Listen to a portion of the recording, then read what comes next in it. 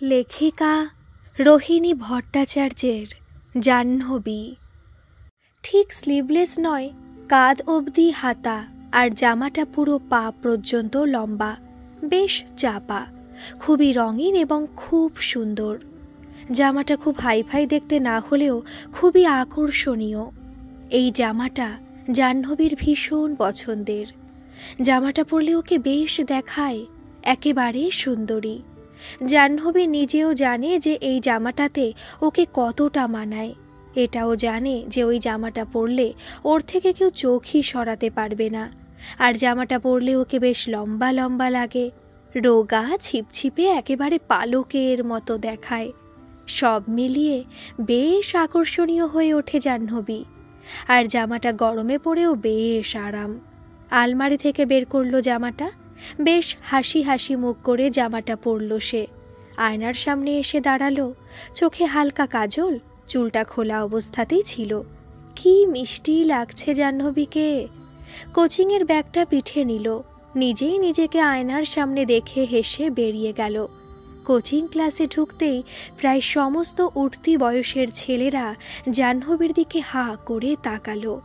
জাহ্নবী সেসব ভালোই লক্ষ্য করেছে, কিন্তু সেদিকে গুরুত্ব না দিয়ে বসে পড়ে নিজের পছন্দের জায়গায়।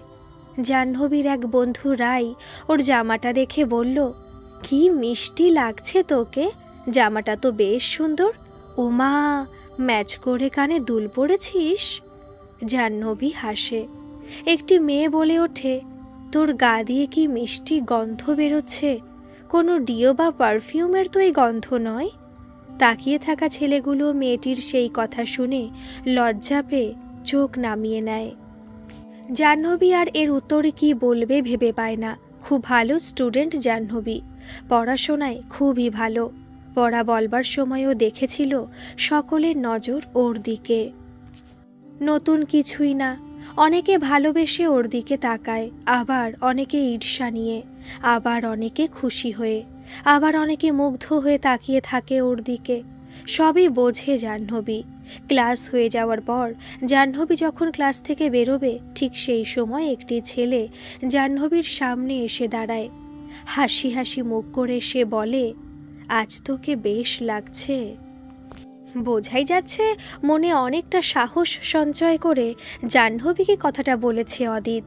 হ্যাঁ, ছেলেটির নাম অদিত, গুড স্টুডেন্ট, ক্লাসে র্যাঙ্ক করে। জাহ্নবী হালকা হেসে বলল, থ্যাঙ্কস, এই বলে বেরিয়ে যায়। হাত ঘড়িতে জাহ্নবী দেখল 7টা বাজে। চুপচাপ ব্যাগটা নিয়ে চলে গেল তার পছন্দের জায়গায়, গঙ্গার ঘাট। ঘাটটা বেশ স্বচ্ছ এবং সাজানো গোছানো।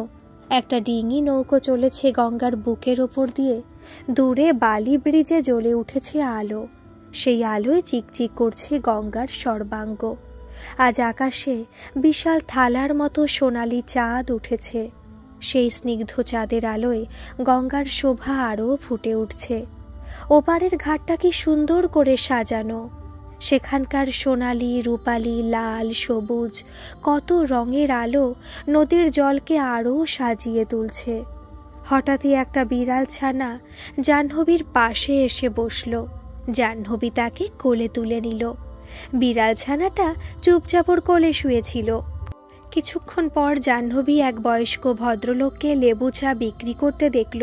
ও ডাক দিল, দাদু, 1 কাপ চা।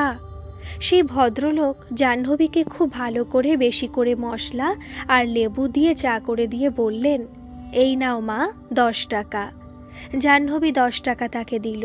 চাতে এক চুমুক দিতেই ভদ্রলোক বললেন, ভালো হয়েছে মা চাটা? জাহ্নবী বলল, হ্যাঁ দাদু, ভীষণ ভালো হয়েছে চাটা। ভদ্রলোক হেসে বললেন, হে হে মা, জানো তো, জীবনে যাই করো না কেন সেটাকে ভালোবেসে করলে সেই কাজের মধ্যে তা ফুটে ওঠে। আমি এখন এই গঙ্গার ঘাট আর আমার এই চা বিক্রি করার পেশাকে ভালোবেসে ফেলেছি। আর জানো তো মা, মানুষকে চা খাওয়াতে আমি না খুব ভালোবাসি। আমি আর কতদিন আছি, আমার জীবনে যে ঝড় বয়ে গেছে, তারপরে মনে হয় মরে গেলেই ভালো। কিন্তু এই গঙ্গার ঘাট আর এখানে আসা মানুষদের চা খাইয়ে যে আনন্দটা আমি পাই, সেটা আর কেউ বুঝবে না। জাহ্নবী এক মনে তার কথাগুলো শুনে গেল। ভদ্রলোক বলে উঠলেন, মা, আমি এখন ওদিকে গিয়ে চা বিক্রি করি, যখন যাবে আমাকে একবার বলে যেও, হ্যাঁ মা। ভদ্রলোক হাঁটা লাগালেন। জাহ্নবী আশেপাশে তাকালো। কত কিশোর কিশোরীরা, তরুণ তরুণীরা ওর হাত ধরে একে অপরের কাঁধে মাথা রেখে গঙ্গার শোভা উপভোগ করছে। হয়তো সকলে তা করছে না, অনেকে হয়তো নিজেদের ব্যক্তিগত শান্তির জন্য এই জায়গাকে বেছে নিয়েছে। না, 7:30 বেজে গেছে, এবারে উঠতেই হবে। জাহ্নবী হাঁটা লাগালো। কার যেন সাইকেলে ওর ব্যাগটা আটকে গেল। ব্যাগটা ছাড়িয়ে নিয়ে জাহ্নবী সেই সাইকেলের মালিকের দিকে তাকিয়ে বলে উঠল, সরি, আমি আসলে খেয়াল। পুরো কথা শেষ করতে পারে না জাহ্নবী, দেখে অদিত দাঁড়িয়ে আছে। জাহ্নবী অবাক হয়ে বলল, তুই? হ্যাঁ, বাড়ি যাচ্ছিলাম, তুই এদিকে এলি কি করে? তুই তো ডান দিকে যাস, বলে ওঠে অদিত। আমার একটু কাজ ছিল এদিকে, আসছি রে, টাটা, বলে জাহ্নবী। হ্যাঁ টাটা, বলে ওঠে অদিত। সারদা ভবনে পা রাখতেই মিস সুমিত্রা বলে ওঠেন, জাহ্নবী, আজ তুমি 45 মিনিট লেট করেছ কেন? কোথায় ছিলে এতক্ষণ? ম্যাম, আমি আসলে একটু গঙ্গার ঘাটে গেছিলাম। কেন, কার সঙ্গে গেছিলে? একাই গেছিলাম ম্যাম। ওখানে আমার একটা বন্ধু আছে, একটা ছোট্ট বিড়াল ছানা। আমার পায়ের কাছে এসে খুব নাক ঘষে, তাই ওর সঙ্গে খেলতে খেলতে দেরি হয়ে গেছে। আর 10 টাকা খরচ করেছি।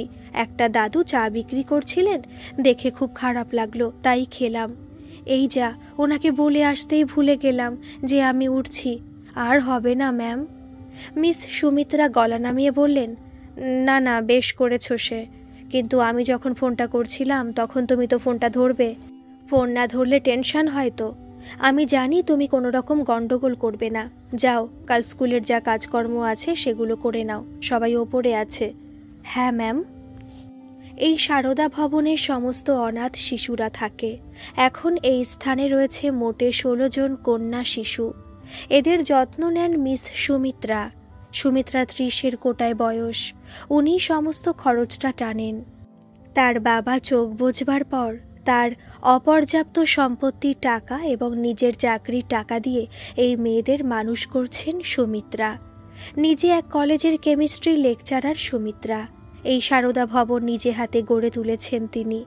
তার এক একটা রক্তের বিন্দু জল করে এই সংস্থা প্রতিষ্ঠিত হয়েছে। ক্লাস 9-এর পর থেকে সকল মেয়েদেরই একটা স্মার্টফোনের ব্যবস্থা তৈরি করেছেন তিনি। আর সুমিত্রা একটা দিন মাসে ফাঁকা রাখেন, যেদিন তিনি সকলকে নিয়ে কলেজ স্ট্রিট যেতে পারেন। যে যেরকম ধরনের বই পড়তে পছন্দ করে তাদেরকে সেই ধরনের বই কিনে দেন। সকলেই আদর যত্নে থাকে সেখানে। জামা কাপড়, খাবার, পড়াশোনা, কোনো কিছুরই কোনো অভাব তারা টের পায় না। খুব ভালো শিক্ষায় তারা মানুষ হয়। নামকরা ভালো স্কুলেই তারা সকলে পড়ে, তবে কেউই ইংলিশ মিডিয়ামে পড়ে না। বাঙালি, তাই বাংলা মিডিয়ামেই তারা পড়ে। জাহ্নবীকে কতবার সুমিত্রা বলেছেন তাকে দিদি বলতে, কিন্তু জাহ্নবী ম্যামই বলে তাকে। আসলে জাহ্নবীর এই জায়গায় আসবার গল্পটা একটু অন্যরকম। দিনটা ছিল 22শে শ্রাবণ। পাড়ায় বেশ বড় করে সুন্দর মঞ্চ সাজিয়ে অনুষ্ঠান শুরু হয়েছে। জাহ্নবী তখন ক্লাস 8-এর ছাত্রী। তাকে নাচ এবং আবৃত্তি দুটোই পরিবেশন করতে হবে। খুব সুন্দর করে সেজেগুজে মায়ের সঙ্গে জাহ্নবী অনুষ্ঠানে গেছে। ওর জীবনের সব কিছুই ছিল ওর মা। জাহ্নবীর বাবা তার মেয়ে অনেক ছোট থাকতেই অফিসের কাজে কেদারনাথে যান, কিন্তু সেখানে হঠাৎই ধস নামে। তারপর ঠিক 6 মাস কেটে যায়, ওনার কোনো সন্ধান পাওয়া যায় না। পুলিশ গিয়ে শুধু ওনার ফোন আর ব্যাগটা একটি খাদের মধ্যে থেকে উদ্ধার করতে পারেন। তারপর থেকে জাহ্নবীর সমস্ত দায়িত্ব নেন ওর মা। যাই হোক, সেই অনুষ্ঠানে উপস্থিত ছিলেন সুমিত্রাও। গান গাইবার জন্য তিনি এসেছিলেন। ভারী মিষ্টি গলা তার, দেখতেও তেমনই সুন্দরী। জাহ্নবী যখন নাচ করছিল তখনই তিনি ওকে দেখে মুগ্ধ হয়ে যান। ভীষণ আধুনিক এবং সুন্দরী মেয়েটি। একটা স্বতন্ত্র অথচ আকর্ষণীয় ব্যক্তিত্ব এবং আভিজাত্যের চিহ্ন ওর চেহারায় সুস্পষ্টভাবে লক্ষ্য করা যায়। হঠাৎই ঝোড়ো হাওয়া বইতে লাগলো। বিশাল ঝড় উঠল চারিদিকে। রবি ঠাকুরের ছবিটাই ঝড়ের এক দাপটে উল্টে গেল। জাহ্নবীর মা তাকে ব্যাক স্টেজ থেকে আনতে যাওয়ার সময় অশ্বত্থ গাছের একটা বড় ডাল এসে পাশে থাকা সমস্ত ইলেকট্রিকের তারকে সঙ্গে নিয়ে ভেঙে পড়ে তার গায়ের ওপর। কারেন্টের শক আর অত ভারী ডাল ধেয়ে এসে পড়ায় এক হট্টগোল বেঁধে যায় সেখানে। জাহ্নবী একাই ব্যাক স্টেজ থেকে ফিরে এসে দেখে তার মা পড়ে রয়েছেন। চিৎকার করে কাঁদতে থাকে সে। তার জীবনে যে মা ছাড়া আর কেউ নেই। জাহ্নবীর সেই কান্না আর সহ্য করতে পারেন না সুমিত্রা। তাকে নিজের কোলে টেনে নেন তিনি এবং পরবর্তীতে তার দায়িত্ব নিজের কাঁধে তুলে নেন। সেই থেকে জাহ্নবী সুমিত্রাকে ম্যাম বলে ডাকে। সুমিত্রার বড় ইচ্ছে করে তাকে একদিন হলেও যেন জাহ্নবী দিদি বলে ডাকে, কিন্তু ও যে দিদি বলে ডাকে না। সুমিত্রার কাছে সকলেই সমান, কিন্তু জাহ্নবীর মধ্যে এমন কিছু তিনি লক্ষ্য করেছেন যার জন্য উনি তাকে একটু অন্য চোখে দেখেন। এখন এই সারদা ভবনে জাহ্নবী একজন যে ক্লাস 10-এ পড়ে, বাকি সকলে 6, 11, 5, 3 এরকম সব। যার যে বিষয়টা ভালো লাগে সুমিত্রা তাকে সেই বিষয়টা নিয়ে চর্চা করতে দেন এবং তার সেই বিষয়ের ওপর বিশেষ নজর দেওয়ার ব্যবস্থাও করেন। জীবনে তিনি শপথ নিয়েছেন এই ছোট ছোট মেয়েগুলির স্বপ্নই তিনি পূরণ করবেন যতদিন উনি বেঁচে থাকবেন। আর সুমিত্রা সকলের সঙ্গে খুব বন্ধুর মতো আচরণ করেন, করাটাই স্বাভাবিক। বিয়ে থা করেননি আর ওনার বয়সটাও বেশ অল্প। জাহ্নবী নিজের ঘরে ঢুকে বসল। ও আরও 3 জনের সঙ্গে একই ঘরে থাকে, অনামিকা, রশ্মি আর হেমা। এদের মধ্যে সবচেয়ে ছোট হলো হেমা আর অনামিকা হলো সবচেয়ে বড়। ক্লাস 11-এ পড়ে। রশ্মি পড়ে ক্লাস 7 আর হেমা পড়ে ক্লাস 5। সবাই যে একই স্কুলে পড়াশোনা করে তা নয়, অনেকেই আলাদা আলাদা স্কুলে পড়ে। জাহ্নবী একটা গার্লস স্কুলের ছাত্রী আর ওর সঙ্গে অনামিকাও সে স্কুলেই পড়ে এবং ওরা দুজন একসঙ্গে স্কুলে যায়। সেখানে যাওয়ার জন্য ওদের পুল কারও আছে। শিক্ষিকারা ভীষণ ভালোবাসেন জাহ্নবীকে। কোচিং ক্লাসগুলোতে ওর খুব রমরমাটি। রাতের বেলা ডিনার করবার সময় তাদের জমিয়ে আড্ডা হয়। আর সুমিত্রা হলেন সকলের বেস্ট ফ্রেন্ড। আগেই বলেছি, তার সঙ্গে কত কথা থাকে সকলের। আবার সুমিত্রা ওদেরকে পড়া ধরেন, ছোটোখাটো পরীক্ষা নেন। তবে অনামিকার কেমিস্ট্রির দায়িত্ব উনিই নিয়েছেন। সেদিন ছিল পয়লা বৈশাখ। জাহ্নবী, অনামিকা, সুদীপ্তা, প্রদীপ্তা, হেমা, দিশা আর রশ্মিকে অনুষ্ঠানে ডাকা হয়েছে। জাহ্নবীকে কবিতা বলতে বলা হয়েছে। সুমিত্রাই ওকে কবিতা শিখিয়েছেন। তিনি নিজে হাতে সকলকে সাজিয়ে দিলেন। ওনাকে লাল শাড়িতে বেশ মানিয়েছে।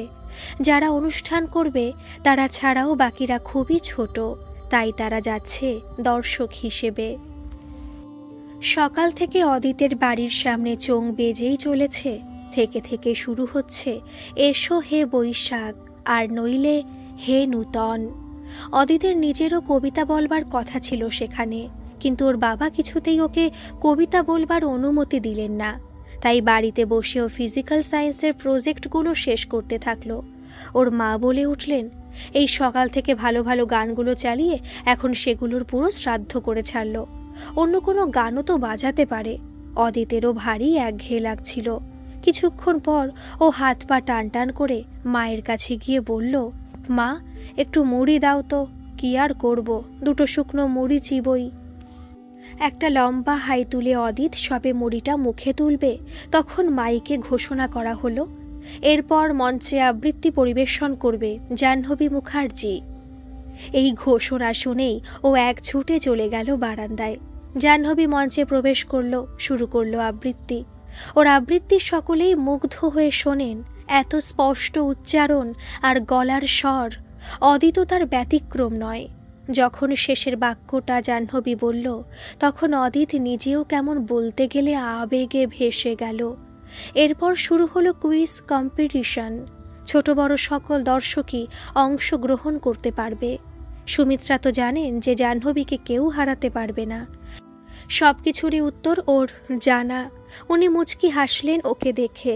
প্রথম দিকে যখন প্রশ্ন করা হচ্ছিল, তখন জাহ্নবী সবার আগে হাত তুললেও ছোট ছোট বাচ্চাগুলোর মুখের দিকে তাকিয়ে ও হাতটা নামিয়ে নিচ্ছিল। তাই দেখে সুমিত্রা খুব খুশি হন। জাহ্নবী যত বড় হচ্ছে তত যেন ওর ব্যবহার দেখে অবাক হয়ে যাচ্ছেন। এরপর বেশ শক্ত প্রশ্নই করা হলো। জাহ্নবী হাসি মুখে হাত তুলে প্রথমটার উত্তর দিল। চোঙে ভেসে এলো। জাহ্নবী প্রশ্নের উত্তর দিয়ে জিতে নিল পুরস্কার। এরপর দ্বিতীয় প্রশ্নের জবাবও দিল। আবার চোঙে ঘোষণা শোনা গেল, প্রশ্নের সঠিক উত্তর দিয়ে পুরস্কার জিতে নিল জাহ্নবী। 3 বার পরপর ওর নাম ঘোষণা হওয়ায় অদিতের মা বলে উঠলেন, বাবা, কে রে মেয়েটা? একবার দেখে আসি তো, কত প্রশ্নের জবাব দিচ্ছে। এই মেয়েটাই আবৃত্তি করলো না রে বাবা? অদিত হাসি মুখে বলল, হ্যাঁ মা, ও তো মনে মনে খুব খুশি জাহ্নবী এত প্রশ্নের জবাব দিতে পারছে বলে। জাহ্নবীও ভীষণ খুশি। যতই হোক, মেয়েটা কিন্তু খুব অগোছালো আর ছেলে মানুষ, ভীষণ ইনোসেন্ট।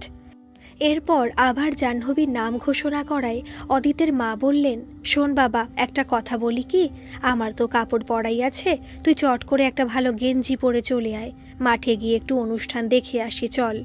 ও হাসি মুখে বলল, হ্যাঁ মা, চলো। রাস্তায় বেরিয়ে অদিতের মা বললেন, আচ্ছা বাবা, এটা কি ওই মেয়েটাই যে তোদের কোচিংয়ে পড়ে? হ্যাঁ গো মা, এটা ওই জাহ্নবী। দর্শক আসনে গিয়ে অদিত আর ওর মা গিয়ে বসলেন। এবারে নাচের অনুষ্ঠান শুরু হলো। যদিও বা এসব নাচ গান ওর ভালো লাগে না। এরপর অনেকের সঙ্গে দলবদ্ধ হয়ে নাচ করল রশ্মি, দিশা, বাকি যারা ছিল তারা সকলে। দলগত নৃত্য পরিবেশনের পর সুমিত্রা বলে উঠলেন জাহ্নবীকে, এই শোনো, আমাকে না সঞ্চালিকা মেয়েটি বলল যে তোমাকে নাচ করবার জন্য ডাকবে। কি গানে নাচ করবে তুমি? তোমার সাজগোজ তো ঠিকই আছে, নাচ ঠিক করতে পারবে, খালি অল্প একটু লিপস্টিক দিয়ে দিচ্ছি। কি গান একটু বলে দাও। জাহ্নবী বলল, সজনী সজনী রাধিকা করব, ক্লাসিক্যাল ডান্সও হবে, আর ভানু সিংহেরও গান আছে, কত্থকের পোজে, এটা আন্টি করিয়েছেন, তো এটাই করব কি? করো, বেশ ভালো লাগবে, আর ওটা তুমি বেশ ভালো করো। এরপর ঘোষণা করা হলো যে জাহ্নবী নাচ করতে মঞ্চে প্রবেশ করছে। অদিতের মা বলে উঠলেন, ওই মেয়েটাই নাচ করবে তাই না? হ্যাঁ। মঞ্চে এসে দাঁড়াতেই ও কোনো দিকে কান না দিয়ে এক মনে জাহ্নবীর নাচ দেখতে লাগলো। ক্লাসিক্যাল পোজে ওই নাচ আর কি সুন্দর চক্কর করছে জাহ্নবী। অদিত মনে মনে ভাবল, জাহ্নবী কি সুন্দর এক পায়ের গোড়ালিতে বোধহয় 40খানা ঘুরল, কত প্র্যাকটিস করেছে তার মানে। ওর মা বলে উঠলেন, কি সুন্দর নাচে রে মেয়েটা, ওর অনেক গুণ আছে রে। আর তুই যাও বা গানটা আর কবিতাটা বলতিস, বাবার কথায় ক্লাস 9-এ ছেড়ে দিলি। অদিতের কানে আর সেসব কথা প্রবেশ করল না। এক দৃষ্টে জাহ্নবী নাচ দেখতে লাগলো। নাচের পর আবার কুইজ কম্পিটিশন শুরু হলো, প্রশ্ন ধরা হলো। এই নিয়ে 5টা প্রাইজ পেল জাহ্নবী। সঞ্চালিকা মাইকে ঘোষণা করলেন ওর নাম। এরপর যে প্রশ্নটা উনি করলেন তার উত্তরটা অদিত জানা ছিল। ছেলে মানুষ, জাহ্নবীর আগেই হাত তোলে সে। সুমিত্রা তা খেয়াল করে বললেন, জাহ্নবী, এটার উত্তর একদম পেছনে একটি ছেলে আগে হাত তুলেছে, ও বলবে। ও আচ্ছা। এই বলে জাহ্নবী হাত নামিয়ে নেয়। তখন সঞ্চালিকা ঘোষণা করলেন, মাত্র 2জনের হাত উঠেছে, অদিতের মা আর সুমিত্রা। এছাড়াও যে সকল জনগণ আছেন যাদের ছোট ছোট মেয়ে বা ছেলেরা সঙ্গে আছে, তারা চাইছিলেন ছোটদের উৎসাহ বেশি, তারাই উত্তর দিক। আর কিছু বয়স্ক মাতব্বর ভদ্রলোক পরে হাত তুলেও তর্ক করে যাচ্ছেন। অনেকের মধ্যে জাহ্নবীকে নিয়ে প্রশ্ন জাগলো যে সে আগে থেকে কি প্রশ্ন এসেছে সেটা জানতো কিনা। এসবে সুমিত্রা বা জাহ্নবী কারোরই কিছু যায় আসে না। সঞ্চালিকা বললেন, আচ্ছা, পেছনের জন আগে হাত তুলেছে, জাহ্নবীর এবারে দেরি হয়ে গেছে, নাও তুমি বলো। অদিতের কি হলো, ও বলে উঠল, না না, আমার আগে জাহ্নবী হাত তুলেছে, ওই বলুক। তখনও পেছনে ঘুরে দেখল এখানে তো অদিত এসেছে।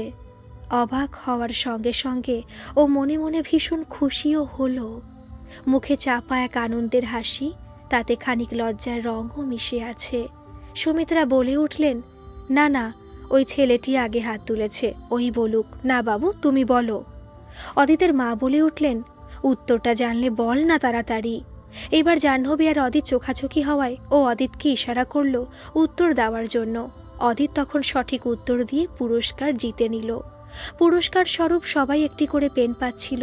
জাহ্নবী 5টা কলম জিতল, আর শেষ প্রশ্নের সঠিক জবাব দিয়ে অদিত একটি কলম জিতল। আসন ছেড়ে উঠবার সময় অদিত জাহ্নবীকে দেখে মুচকি হাসল। জাহ্নবীও ওকে দেখে বেশ মিষ্টি একটা হাসি হাসল। অদিতের মা জাহ্নবীকে খেয়াল না করলেও ছেলেকে ঠিক খেয়াল করেছেন জাহ্নবীকে দেখে হাসতে। রাতের খাবার শেষ করে জাহ্নবী গেল সুদীপ্তার ঘরে। তারা এখন ক্লাস 9-এ পড়ে।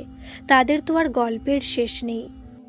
সুমিত্রা একবার সুদীপ্তার ঘরের সামনে এসে বলে গেলেন, এই যে শোনো প্রমীলাগণ, আজ অনেক ধকল গেছে, সকলে একটু তাড়াতাড়ি শুয়ে পড়বে, আমি একটু পরে আসছি।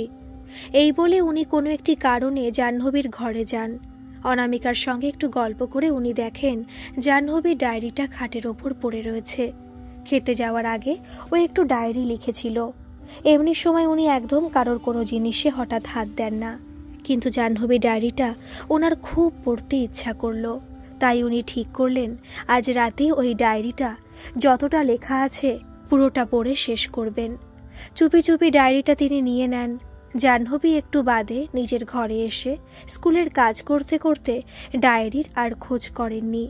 সুমিত্রা যদিও বা ভাবছিলেন যদি জাহ্নবী ডায়েরি খুঁজে না পায়, তা উনি সেটা নিয়েছিলেন। রাত ঠিক 1টা নাগাদ উনি ডায়েরিটা খোলেন। আর জাহ্নবী ইচ্ছে করি আর রাত জাগেনি, তাড়াতাড়ি শুয়ে পড়েছিল। সুমিত্রা ডায়েরিটা পড়া শুরু করলেন। তার মধ্যে একটা কলম রাখা ছিল, যেটা উনি ডায়েরিটা নেওয়ার সময় জাহ্নবীর পড়ার টেবিলে রেখে দিয়ে এসেছিলেন। ডায়েরির পাতাটা উল্টাতেই তিনি দেখলেন তার শুরুতে লেখা, আমার অনুভূতি।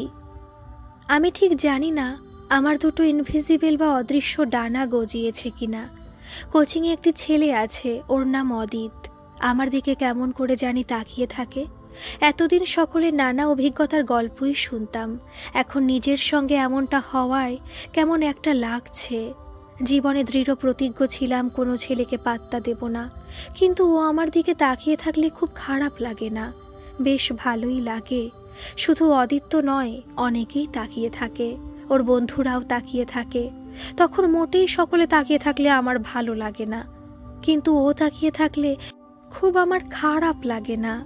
অদিত খুব ভালো পড়াশোনায়, ওর বন্ধুরাও বেশ ভালো। ওর যে বেস্ট ফ্রেন্ড আছে অর্ক, সেও স্কুলের র্যাঙ্ক করা ছেলে। সবকটা এক একটা পাগল আর তার কাটা। ক্লাসে ঢোকবার সময় তো দেখি প্রত্যেকের চোখ আমার দিকেই পড়ে। ওরা তো আর বুঝতে পারে না যে আমি সেটা খেয়াল করি। তবে অদিতকে না মাঝে মাঝে আর চোখে দেখি, কেমন মন্ত্রমুগ্ধের মতো তাকিয়ে থাকে। কি জানি কেন। আমার স্কুলে না আমার এক ভালো বন্ধু আছে, ওর নাম প্রীতমা। ওর না অর্ককে খুব পছন্দ। আমি তো অদিত আর অর্ককে গুগা বাবা বলি, একেবারে ফেভিকল দিয়ে যেন চিপকানো। কেউ ওদের আলাদা করতে পারবে না। তবে প্রীতমা না এখন কেমন একটু একটু করে পাকছে। ও তো মোস্ট ভদ্র সন্তান ছিল, ঠিক আমার মতো। আমি যেমন ইনোসেন্ট, ঠিক সেরকম। এতটুকু পড়ে সুমিত্রা খুব হাসতে লাগলেন। মনে মনে ভাবলেন, বাবা, সেই জাহ্নবী এখন এত বড় হয়েছে এই 2 বছরে। আবার পড়া শুরু করলেন। প্রীতমা আমাকে বলেছে যে অর্ক আরও একই জায়গায় ইংলিশ পড়ে। ফার্স্ট প্রপোজালটা অর্ক প্রীতমার থেকেই পেয়েছিল। আবার প্রীতমা আর অর্ককে একসঙ্গে দেখলে অদিত রেগে যায়, যদিও বা প্রীতমাকে নাই বলে অর্ক। অদিতের আবার প্রীতমাকে একদম পছন্দ নয়। অর্ককে বলে যে ওর সঙ্গে প্রেম করে নে ভালো করে, এই সিঙ্গেলকে তোর মনে পড়বে একদিন, দেখে নিস। এই সব গল্প প্রীতমা আমাকে করে। ও বলেছে আমাকে যে আমায় নিয়ে অদিত আর ওর বন্ধুরা খুব গবেষণা করে। বলে নাকি আমার মতো নম্র ভদ্র মিষ্টি ব্যবহারের মেয়ে আর হয় না। এটাও বলেছে যে অর্ক নাকি আমাকে স্টক করে, ওর নাকি আমাকে ভালো লাগে। সেই সব কথা প্রীতমা জানে। সোশ্যাল মিডিয়াতে প্রীতমা প্রথম আশায় আমাকে খুঁজে না পাওয়ায় অর্ক প্রথম আমার অ্যাকাউন্ট নেম ওকে খুঁজে দেয়। অদিত নাকি সেদিন বেশ গম্ভীর হয়ে বলেছিল, বাপরে, সারাদিন কবার করে স্টক করিস ওকে, বলে দেব ওকে? অর্ক তেমনি, ও বলেছে, হ্যাঁ বল না, কি হয়েছে? ও নিজেও সব কিছু বুঝে চুপচাপ বসে থাকে, কিছু বলে না। আমাকে সব ছেলেই যেন একটু বেশি চিনে ফেলেছে। এ তো গেল প্রীতমার কথা। ও সব কথা আমাকে বলে আর খুব হাসে। প্রীতমা তো খুব লম্বা আর অর্কও বেশ লম্বা। অদিতের হাইট আর কত হবে, ওই 5 ফুট 2 ইঞ্চি। আমার থেকে 1 আধ ইঞ্চি লম্বা। আর প্রীতমা সেখানে ওর তুলনায় অনেকটা লম্বা হওয়ায় ওর মাথার চুলগুলোকে অগোছালো করে দিয়ে ওর গাল টিপে বলে, ওলে বাবালে, আমার ছোট ভাই তো, জাহ্নবী ঠিকই বলে, তুই ভাইয়েরও ভাই। অদিত খুব রেগে যায়। ও বলে তখন, তোর লজ্জা করে না, মেয়ে হয়ে একটা ছেলেকে টাচ করছিস? তখন প্রীতমা ওকে ছেড়ে দেয়। গল্পগুলো শুনলেও না বেশ লাগে। আর আমি সত্যি অদিতকে বলি যে ও ভাইয়েরও ভাই। কেমন জানি ছোট পুচকুদের মতো লাগে ওকে। সে যাই হোক, আজ এতটাই থাক। সুমিত্রা এতটা পড়ে কিছুক্ষণ বসে খুব মনোযোগ সহকারে কিছু ভাবলেন। তারপর নিজের মনেই হেসে ফেললেন। এসব তো 9, 10, 11, 12-এর ব্যাপার স্যাপার, ভাবলেই বেশ হাসি পায়। ওই সময়টাতে নিঃসন্দেহে সকল মানুষই ফিরে যেতে চায়। তাই হয়তো সুমিত্রাও সেই সময়টাতে ক্ষণিকের জন্য ফিরে গেছিলেন। এবারে উনি জাহ্নবী অনুষ্ঠান থেকে ফিরে এসে যা লিখছিল সে পাতাটা খুললেন। সেখানে লেখা, সুমিত্রা ম্যাম এখনই ডাকবেন খেতে, খুব যত্ন করেন উনি আমাদের। আজ এই 2 বছর ধরে ওনার আদরেই তো নিজেকে আর অনাথ মনে হয় না। তবে মাকে খুব মিস করি, চাইলেও আর পাই না, ডাকলেও আর আসে না। তবে ডায়েরি এখন আমার নতুন সঙ্গী। ওকে আমি আমার সমস্ত মনের কথাগুলো বলি, ম্যামকেও বলি, কিন্তু অদিতের ব্যাপারে ম্যামকে কিছু জানাইনি। তবে শীঘ্রই সে কথা আমি জানাবো। আজ নববর্ষ, বর্ষবরণের অনুষ্ঠানে খুব মজা করেছি আমরা সকলে। আজ আমার পারফরমেন্স ছিল। তবে একটা বিস্ময়কর ঘটনা ঘটেছে। আমার অজান্তে অদিত আমার অনুষ্ঠান দেখেছে। কুইজ কম্পিটিশনের শেষ প্রশ্নের জবাব দিয়ে ও পুরস্কার জিতেছে। আমি 5টা পেন পেয়েছি। আর ও বোধহয় একদম শেষে আমার নাচের সময় এসেছিল বলে প্রথম হাফের কুইজ কম্পিটিশনে যোগদান করতে পারেনি। পরের হাফে করেছে আর শেষ প্রশ্নের জবাব দিয়ে একটা পেন পেয়েছে। তৎক্ষণাৎ সুমিত্রার ভ্রু 2nd ব্র্যাকেটের মতো হয়ে গেল। এইবারে ওনার মনে পড়ল, তাই তো, শেষ পুরস্কার জিতে নিয়েছে অদিত। এই নামটা তো সঞ্চালিকা ঘোষণা করেছিলেন। নামটা উনি মনে রেখে দিলেন। তারপর আবার পড়া শুরু করলেন।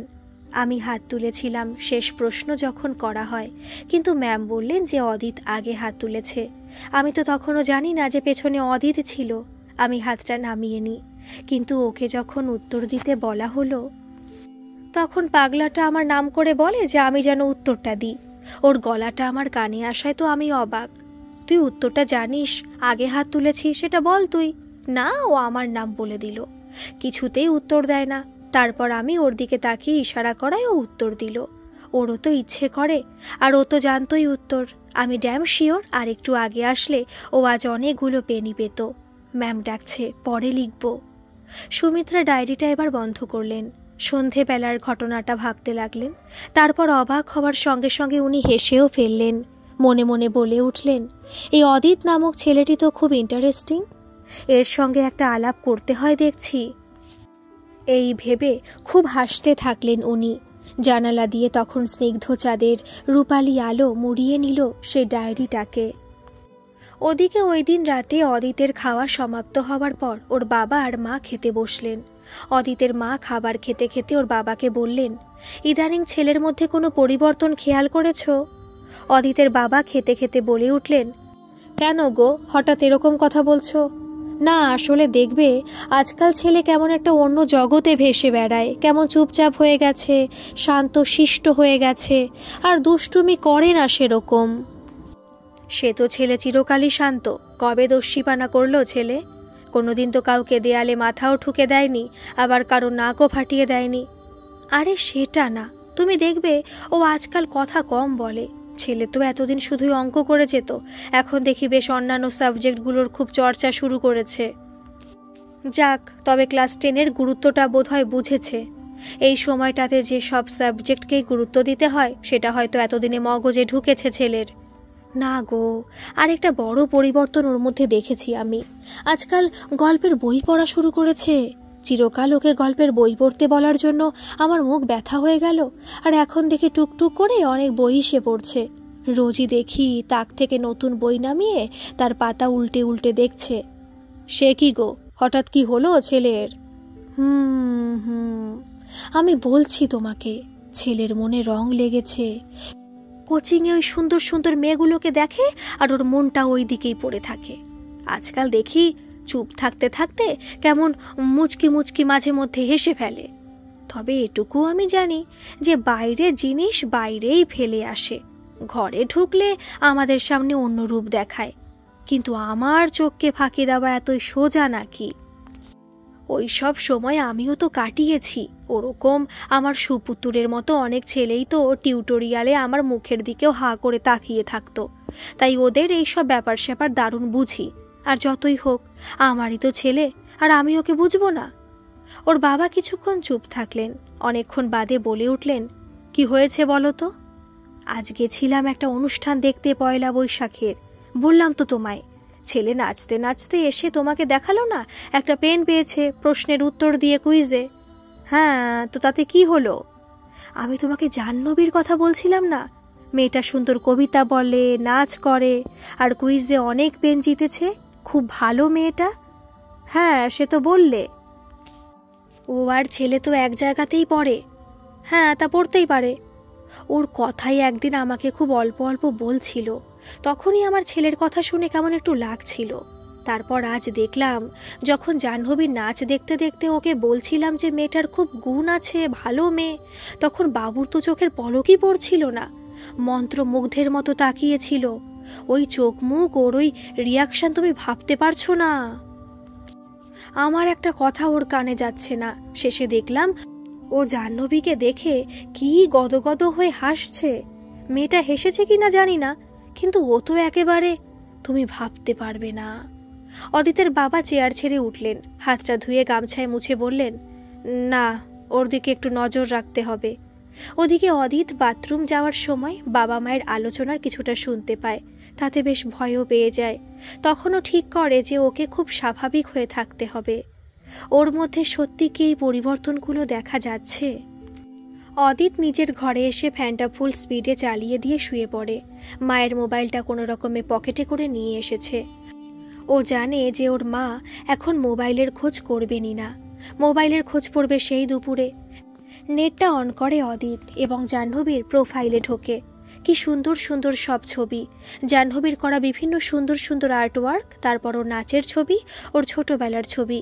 জাহ্নবীর একটা ছবি দেখতে পেল অদিত, যেখানেও একটা শার্ট আর জিন্স পরে ছোট্ট একটা কুকুরছানাকে কোলে তুলে হাসি মুখে আদর করছে। ওর চুলটাও খোলা, চোখটা বন্ধ। কি স্নেহ, মায়া, মমতা, ভালোবাসা জড়িয়ে রয়েছে ওর এই ছবিতে। এর থেকে অদিত বুঝতে পারল যে জাহ্নবী একজন পশু প্রেমিকও বটে। আসলে মেয়েটার মনটাই খুব সুন্দর, তাই হয়তো নিজেও এত সুন্দর। গাছে সুন্দর সুন্দর ফুল ফুটলে তারও ছবি তুলে পোস্ট করে সোশ্যাল মিডিয়ায় জাহ্নবী। অদিতের খুব ভালো লাগছিল এসব দেখতে।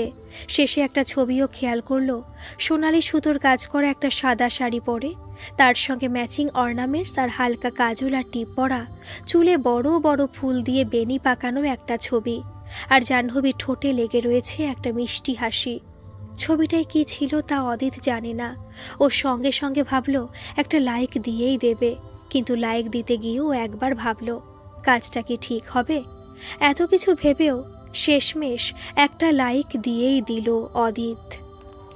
গরম গরম লেবু চাতে এক চুমুক দিল জাহ্নবী। সেই বৃদ্ধ ভদ্রলোক বললেন, আজ চা কেমন লাগছে? জাহ্নবী বলল, খুব ভালো, আপনার এই চাটা খেতেই তো এলাম। তুমি মা এখানে প্রায় আসো কেন? ভালো লাগে আসতে, মনটা ভালো লাগে, আর এই গঙ্গার ঘাটটাকেও বড্ড ভালোবাসি। আর আমার কথা কি জানো তো মা, এই গঙ্গার ঘাটকে কেন ভালোবাসি? এই চা নিয়ে কেন বের হই জানো? আমার বাড়িতে একটুকু শান্তি নেই। আমার দাদার বৌদি খুব খারাপ মানুষ জানো তো। একে পুরনো বাড়ি ভেঙে ভেঙে পড়ছে, সেই বাড়ি কিছুতেই প্রমোটিংয়ে দিতে দেবে না। আমি এই চা বিক্রির পাশাপাশি পুজো আচ্চা করি। হরিয়ানা থেকে একটা ডাক পেয়েছিলাম, সেখানকার একটা মন্দিরেই পুরোহিতের কাজ পেয়েছিলাম। সারা জীবন আমার আর আমার বউয়ের সঙ্গে কেটে যেত। এই দাদার বৌদির কথা ভেবে যাইনি। এখন বুঝি কেমন বোকামি করেছি। এখন বাড়ি ভাগাভাগি নিয়ে যার নোংরামি চলছে না। আর আমার আর 4 ভাই আছে, তারা ভালো, তারা অত ঝামেলা করে না, তাদের আলাদা বাড়ি আছে, সেখানেই থাকে তারা। আর আমার দাদা বৌদি নিজেদের ঘরের আলো না জ্বালিয়ে আমাদের দিকের আলো জ্বালিয়ে দিয়ে নিজেদের কাজ মেটায়। তারপর ইলেকট্রিক বিল আসলে পুরোটা আমাকে দিতে হয়। রাতের বেলা ইচ্ছে করে আমাদের বারান্দার আলো জ্বালিয়ে রাখে। ওরা 1 পয়সা ইলেকট্রিক বিলের দেয় না। কিভাবে বেঁচে আছি জানো না। হঠাৎই ভদ্রলোককে কেউ একজন ডাকায় ভদ্রলোক বলে উঠলেন, যাই দাদাবাবু। এই বলে জাহ্নবীকে বলেন, আমি দাদাবাবুকে চিনি, খুব ভালো মানুষ, ওইদিকে ডাকছে, আমি বরং যাই। হ্যাঁ। জাহ্নবী মাথা নেড়ে বলে, ঠিক আছে, আবার এসো কিন্তু। হ্যাঁ হ্যাঁ, আসবো, এই চায়ের জন্য তো আসতেই হবে। ভদ্রলোক চলে যান। এর ঠিক কিছুক্ষণ পর একদল যুবক হাতে গিটার নিয়ে গঙ্গার ঘাটে এসে বসল। প্রথমে একটি ছেলে গিটারটা নিয়ে কিছুক্ষণ নাড়াচাড়া করে মোবাইলে একটা গানের লিরিক্স খুঁজে বের করে সকলে মিলে ওই গিটারের সুরে গাইতে লাগলো, মুঝকো ইতনা বাতায়ে কই कैसे तुझसे दिल না লাগায়ে। এখনকার গান। জাহ্নবীর যদিও বা এসব গান বিশেষ ভালো লাগে না, কিন্তু এই গানটা কে গেয়েছে দেখতে হবে তো। সকলেই তাকে চেনেন, সকলের প্রিয় অরিজিৎ সিং। ওনার গানের গলাটা আসলে জাহ্নবীকে সম্মোহিত করে ফেলে। তাই গানের লিরিক্স বা খুব ছিংচ্যাক চ্যাক সুরের গান হলেও অরিজিৎ সিং গাইলে মন্ত্রমুগ্ধের মতো শোনে। আর এই গঙ্গার ঘাটে বসে এই যুবকদের গলায় এই গান খারাপ লাগছিল না, কারণ তারাও খুব মজা করে সুরে হোক বেসুরে হোক গেয়ে যাচ্ছিল। এরা নাকি রোজই আসে। এরপর ওরা ধরলো একটা বাংলা গান, আমি চেয়ে চেয়ে দেখি সারাদিন, আজ ওই চোখে সাগরেরও নীল। এই তো জাহ্নবীর প্রিয় গান গাইছে তারা। নিজের অজান্তে জাহ্নবী গলা মেলায় তাদের সঙ্গে। হঠাৎই যে যুবক গিটার বাজাচ্ছিল সে জাহ্নবীর দিকে তাকিয়ে বলে ওঠে, বাহ, এত মিষ্টি গলা, জোরে গাও না। এই রে, ওরা বুঝে গেল জাহ্নবী তো ওদের থেকে অনেকটা দূরেই বসে আছে। কি মনে হতে জাহ্নবী একটু ঘাবড়ে যায়। তারপর ওদের কথায় কোনো উত্তর না দিয়ে সেখান থেকে উঠে যায়। সে যুবকের দলটা অবাক হয়ে জাহ্নবীকে চলে যেতে দেখে। রাতে খেতে বসবার সময় সুমিত্রাকে গঙ্গার ঘাটের গল্প বলে। শুনে সুমিত্রা বললেন, তা তুমি চলে এলে কেন? ভয় করছিল নাকি?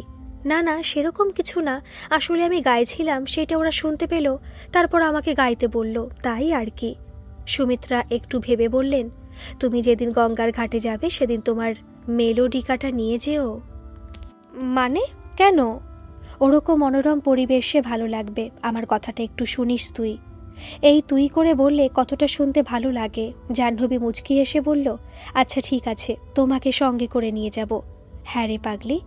এই বলে সুমিত্রা জাহ্নবীর কপালে একটি চুম্বনের রেখা অঙ্কন করলেন। এক সপ্তাহ হয়ে গেল জাহ্নবীর আর গঙ্গার ঘাটে আসবার বিশেষ সময় হয়নি। আজ কোচিং থেকে বেরোনোর পর ওর খুব ইচ্ছে হলো একবার সেখানে যাওয়ার। মনে মনে স্থির করলো একদিন সময় করে সুমিত্রাকে সঙ্গে করে মেলোডিকাটা নিয়ে এখানে আসবে। চা দাদুর থেকে এক কাপ লেবু চা নিল। বৃদ্ধ হেসে বললেন, আজ এতদিন পর এলে যে? আসলে দাদু, সময় পাচ্ছিলাম না, এখন স্কুলে গরমের ছুটিটাও দিয়েছে, হাতে অনেকটা সময়ও আছে। একদিন আপনার এই চা খুব মিস করেছি, আসতে পারিনি বলে, বলল জাহ্নবী। বৃদ্ধ হেসে ওঠেন। এমন সময় উনি বলে উঠলেন, শোনো দিদিমণি, আমাকে একজন দাদাবাবু ডাকছে, আমি যাই। যখন ভদ্রলোক একটি সিঁড়িতে পা রেখে উঠতে গেলেন তখনই একটি ছেলে এসে বলল, কি গো দাদু, তোমার হাতের এখন কিরকম অবস্থা? জাহ্নবী ছেলেটির দিকে তাকালো। অর্ক, অদিতের বেস্ট ফ্রেন্ড। বৃদ্ধ জাহ্নবীর দিকে তাকিয়ে হেসে বললেন, এই যে, এই হলো সেই দাদাবাবু। অর্ক সেই মুহূর্তে জাহ্নবীর দিকে চেয়ে বলল, কিরে জাহ্নবী, তুই এখানে? বৃদ্ধ জিজ্ঞেস করলেন, তোমরা দুজন দুজনকে চেনো? অর্ক হেসে বলে উঠল, না চেনবার কি আছে, আমরা তো একই জায়গায় পড়তে যাই। বৃদ্ধ বললেন, দিদিমণি তো আসে গঙ্গার ঘাটে, তুমি তো 1 মাস কোথায় উধাও হয়ে গেছিলে।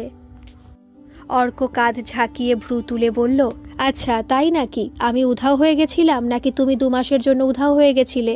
দেখি তোমার হাত দুটো। এই বলে বৃদ্ধর হাতের পাতা দুটো ভালো করে দেখল অর্ক। তারপর বলল, এই তো সেরে গেছে, দেখেছো তো, আমি বলেছিলাম না আমার টোটকা কাজ করবেই। হ্যাঁ দাদাবাবু, তা করেছে। জাহ্নবী জিজ্ঞেস করল, দাদু, আপনার হাতে কি হয়েছিল? বৃদ্ধ বললেন, আর বলো না, আসলে আমার হাতের চামড়াটা অকারণে ফেটে যাচ্ছিল আর সেখান থেকে রক্ত পড়ছিল। তারপর দাদাবাবু আমাকে একটা মলম এনে দেওয়ায় সেটা সারল। 1 মাসই ওটা কাজ করেছে। অর্ক জাহ্নবীর পাশে বসেই বলল, নাও, আমাকে একটা কড়া করে চা করে দাও তো দেখি, কতদিন খাইনি। ভদ্রলোক চা বানিয়ে দিলেন। অর্ক বলল, তারপর বলো, তুমি কোথায় চলে গেছিলে? আসলে আমার স্ত্রীকে নিয়ে একটু ভেলোর গেছিলাম। অবস্থা একদম ভালো না, হাই প্রেশার, সুগার, সব মিলিয়ে একেবারে যাতা বৃষ্টি ব্যাপার। অর্ক চায়ে চুমুক দিয়ে বলল, তা এখনও সেসব মেটেনি নাকি? তোমার সে শরীরী সমস্যা এ কি আর মেটবার দাদাবাবু? কে জানে ভগবান কি চান। বৃদ্ধ করুণ সুরে বলে উঠলেন। অর্ক মৃদুস্বরে বলল, ভগবান থাকলে তো। কিছু বললে? জিজ্ঞেস করেন তিনি। না না, কিছু বলিনি, অর্ক বলল। বৃদ্ধ চলে যান। অর্ক গঙ্গার স্রোতের দিকে তাকিয়ে চায় চুমুক দিতে লাগলো। মৃদু মন্দ বাতাস অর্কর চুলগুলোকে এক নির্দিষ্ট দিগন্তের অভিমুখে উড়িয়ে নিয়ে যাচ্ছিল। জাহ্নবী নিজের কপাল থেকে চুলটা সরিয়ে নিয়ে অর্ককে একবার দেখল। ও নিজেই ভাবছিল একবার অর্ককে জিজ্ঞেস করবে যে গতকাল স্যার ওদের কি পড়িয়েছেন। ওর তো ক্লাস মিস হয়ে গেছে। জাহ্নবী কিছু বলবার আগেই বেশ কিছুক্ষণ পর অর্কই প্রথম বলে উঠল, তা জাহ্নবী, কাল পড়তে গেলি না কেন? জাহ্নবী বলল, কাল আসলে অনামিকাদের জন্মদিন ছিল, তাই যাইনি। কেন, কাল কি স্যার নোটস লিখিয়েছেন? আজব সব কথা বলিস। স্যার পড়াবেন আর নোটস লেখাবেন না, তা কি কখনো হয়েছে? অর্ক বলে ওঠে। জাহ্নবীর বেশ রাগী হলো। প্রথমতই প্রথম অর্কর সঙ্গে ওর কথা হচ্ছে, তার উপর এরকম একটা মন্তব্য ছুড়ে দিল। জাহ্নবী যেন আগ বাড়িয়ে কথা বলতে গেছিল। চুপ করে রইল। ও টের পেল যে অর্ক ওকে ভালো করে আপাদমস্তক দেখে যাচ্ছে না। ও কিছুতেই অর্কর দিকে তাকাবে না। গঙ্গার সে স্রোতের দিকে চেয়ে রইল। নদীর ওই কুলকুল শব্দটা বেশ লাগছিল অর্কর। কিছুক্ষণ পর আবারও গঙ্গার দিকে তাকিয়ে অর্ক বলল, ওরকম মুখ গোমড়া করে কিছু হবে না। নোটস তো কারোর থেকে আদায় করতে পারিসনি, সেটা তো বুঝতেই পারছি। তোর স্কুলের মেয়েগুলোকে চিনি, একটাও তোকে পড়া দেবে না। ওরা তো চায় না যে তুই নোটসগুলো জোগাড় করে ভালো করে পড়াশোনা করিস। জাহ্নবী বেশ অবাকই হলো। বলল, বাবা, তা তুই বুঝলি কি করে? অর্ক হেসে বলল, চোখে তো দেখতে পাই আর কানেও শুনতে পাই। তোদেরই তো স্কুলে পড়ে, ওই কি যেন নাম মেয়েটার, হ্যাঁ সুলেখা। ওকে যখন তুই নোটস দেওয়ার কথা বললি, মুখের ওপর তো তোকে না বলে দিল। আমিও খেয়াল করলাম, আর অদিতও খেয়াল করেছে। কিন্তু তুই আর কি করবি বল? অদিত তো কাল যায়নি পড়তে। কেন? ও গেল না কেন? জিজ্ঞেস করে জাহ্নবী। ও গেল না কারণ ওর কি এক ফ্যামিলি ইনভিটেশন ছিল, ওটার নাকি ওকে অ্যাটেন্ড করতেই হতো, নইলে ও তো কামাই করে না একদম। আমরা কেউই আসলে খুব একটা কামাই করি না, বলে ওঠে অর্ক। ও। বেশ কিছুক্ষণ ওরা দুজনেই চুপ করে বসেছিল। এবারে তুই পড়া জোগাড় করবি কি করে? তোর তো সব রাস্তাই বন্ধ। প্রচুর নোটস লিখিয়েছেন স্যার, আমি কিন্তু সিরিয়াসলি বলছি। অর্ক এই কথা বলা জাহ্নবী মনে মনে বলে উঠল, কি অদ্ভুত ছেলে রে বাবা। নিজে থেকেই পড়ার কথা বলে এখন আবার বলে কিনা পড়া কিভাবে জোগাড় করব আমি। কেন রে ভাই, তুই তো দিতে পারিস পড়াটা। অবশ্য ওর সঙ্গে আমার যোগাযোগ নেই, কথাও হয় না। তবে বিরক্তিকর আছে এই ছেলেটা। অর্ক বলে উঠল, ক্লাসটা কিন্তু খুব ইম্পর্টেন্ট ছিল। ডাই হাইব্রিড ক্রস পড়িয়ে দিয়েছেন স্যার। কি বলছিস কি? আমি এবারে এগুলো জোগাড় করব কি করে? অবাক হয়ে যায় জাহ্নবী। ওর চোখ দুটো বিস্ফারিত হয়ে যায়। এইবারে অর্ক ওকে খুব ভালো করে চেয়ে দেখল। ওর অমন অবস্থা দেখে ও শান্ত গলায় হাসতে হাসতে বলল, তুই একটা কাজ কর, স্যারকে বল, স্যার তোকে নোটসটা দিয়ে দেবেন। জাহ্নবী বলে উঠল, তা স্যার তোদেরকে নোটস লেখাতে লেখাতে নিজেও তোদের সঙ্গে বসে নোটস লিখেছিলেন? অর্ক আবারও শান্ত গলায় হেসে বলল, এই তো কেমন সুন্দর বুঝে গেলি সব। স্যার তো তোকে খুব ভালোবাসেন, তোর কথা উনি ফেলতেই পারবেন না। তুই শুধু ওনাকে একবার বলে দেখ। জাহ্নবী এবারে প্রচণ্ড রেগে যায়। সে ভাবমূর্তিও প্রকাশ করতে না চাইলেও অর্কর চোখ সেটা এড়াতে পারল না। অর্ক এটাও বুঝল যে জাহ্নবী এখন অসহায় এবং বিরক্ত সবার উপর। কার থেকেই বা এখন সব জোগাড় করবেও। এত কিছু বুঝেও অর্ক এক মৃদু হাসি ঠোঁটে মাখিয়ে নিয়ে বসে রইল। এসব ফালতু ইয়ার্কি আর মজা সহ্য করতে না পেরে জাহ্নবী বিরক্ত হয়ে সেখান থেকে চলে যায়। অর্কর যাওয়ার পথের দিকে এক দৃষ্টে তাকিয়ে থাকে। তারপর আবারও গঙ্গার দিকে তাকিয়ে মুচকি হেসে চায়ের কাপে শেষ চুমুকটা দেয়। বিরক্ত হয়ে সারদা ভবনে প্রবেশ করল জাহ্নবী। পড়ার ব্যাগটা একরকম খাটের উপর ছুঁড়েই ফেলল। অনামিকা ওর কাণ্ড দেখে বলে উঠল, বাপরে জাহ্নবী, এত রেগে আছিস কেন? জাহ্নবী রাগটাকে ধরে রেখে বলল, আমি রাগ করিনি। থাক হয়েছে, আমার চোখকে আর ফাঁকি দিতে হবে না। কি কেস বলতো? বলে ওঠে অনামিকা। মোবাইলটা বালিশের তলায় রেখে দিয়ে কোল বালিশটাতে ভর দিয়ে অনামিকা আবার বলে ওঠে, আরে বল না, ওই কুচো দুটো এখন নেই, তুই বলতো। জাহ্নবী বলল, আরে আর বলো না, এই অর্ক আছে, আমরা একসঙ্গে পড়ি, ওই জন্য। একটু তার কাটা টাইপের ছেলেটা, জানো তো। তা লাভ হলো বুঝি? সে বড় বিদঘুটে। ঝগড়া হয়েছে বুঝি? আরে না, ঝগড়া হবে কেন? এই বলেও পুরো ঘটনাটা জানালো অনামিকাকে। অনামিকা হেসে গড়াগড়ি খেতে লাগলো। তারপর হাসতে হাসতে বলে উঠল, সুমিত্রাদি আসলে তোরই রেগে যাওয়ার কারণটা বলবই, তুই দেখে নিস। ভালো হচ্ছে না কিন্তু অনামিকাদি। অনামিকা আরও হাসতে লাগলো। জাহ্নবী নিজের ফোনটা টেবিলের ওপর রেখে দিয়ে ওয়াশরুমে চলে গেল। যদিও বা অনামিকা এরকম কাজ করে না, কিন্তু চুপি চুপি জাহ্নবীর মোবাইলের নেটটাও অন করলো। পাসওয়ার্ড অবশ্য অনামিকা জানে, কিন্তু জাহ্নবীর ফোনটা আনলক করলো না। আর ওর নেট অন করতেই অর্কর মেসেজে নোটিফিকেশন ঢুকলো, তার সঙ্গে মেসেজ অ্যাকসেপ্ট করার একটা রিকোয়েস্ট। তাই দেখে অনামিকা মিটিমিটি হাসতেই থাকলো। মনে মনে বলে উঠল, বাবা ঠিক সোশ্যাল মিডিয়ায় খুঁজে পেয়েছে জাহ্নবীকে। কি করেছে ছেলে, উফ, জিও জিও। তারপর চুপচাপ নেটটা অফ করে দিয়ে ওই নোটিফিকেশনগুলো সরিয়ে দিতে লাগলো। জাহ্নবী ওয়াশরুম থেকে বেরোতেই কিছুই হয়নি এমন একটা ভাব করে রইল অনামিকা।